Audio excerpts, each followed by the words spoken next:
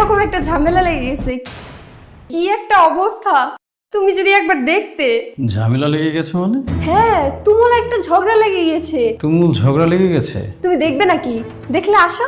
না, ঝগড়া দেখার কি আছে? আর ঝগড়া কেন লেগেছে সেটাও তো বলছো না। তুমি জানো না পাশের বাসার ভাবির দামি কোনো জিনিস দেখলে হুঁশ থাকে না?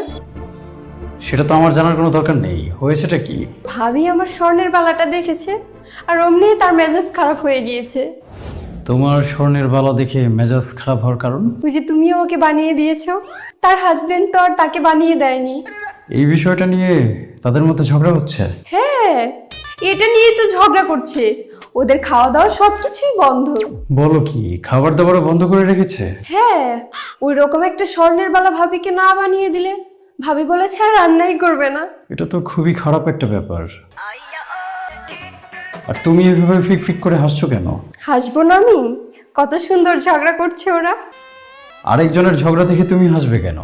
তোমার হাসির কোনো কারণ তো আমি খুঁজে পাচ্ছি না। আমি এমনিই হাসছি, আমি কি হাসতেও পারবো না? হাসতে পারো, কিন্তু মানুষের কষ্ট দেখে তো হাসতে হয় না। আবার বলছো রান্নাও নাকি করেনি। তুমি রান্না করেছো না?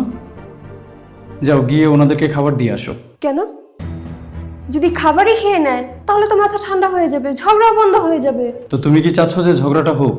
অবশ্যই চাচ্ছি। এইরকম ঝগড়া কি সচরাচর দেখা যায় নাকি? বছরে 2-1বার দেখা যায়। হ্যাঁ, বছরে 2-1বার দেখা যায়, কিন্তু বছরে 2-1বার দেখার দরকারটা কি? দেখার জন্য পৃথিবীতে এত ভালো ভালো জিনিস থাকতে তোমার ঝগড়া কেন দেখতে হবে? মানুষের অশান্তি দেখে এভাবে হাসাহাসি করার কোনো মানে হয়?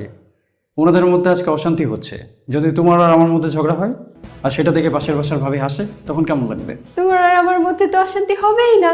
কেন হবে না? কেন? কারণ আমি তোমার কাছে আজাইরা কোনো কিছু আবদারই করবো না। হ্যাঁ ঠিক আছে, কিন্তু আবদার করার বিষয়টা ছাড়া অন্য কোনো বিষয়ও তো হতে পারে। না, তুমি আমাকে যেটা বলবো আমি তো সেটাই শুনবো, তাহলে ঝগড়া হবে কিভাবে? হ্যাঁ ঠিক আছে, বুঝতে পেরেছি। ঝগড়াও তো হয় না আমাদের মাঝে। তুমি কি করে বুঝবা ঝগড়ার কি জ্বালা?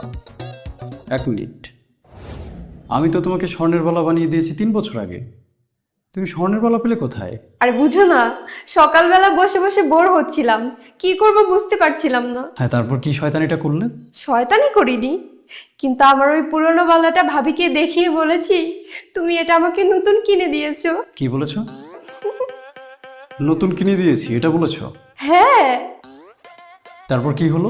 যা হবার তাই হলো, ফাটাফাটি লেগে গেছে। তুমি কি শুনতে পাচ্ছ না?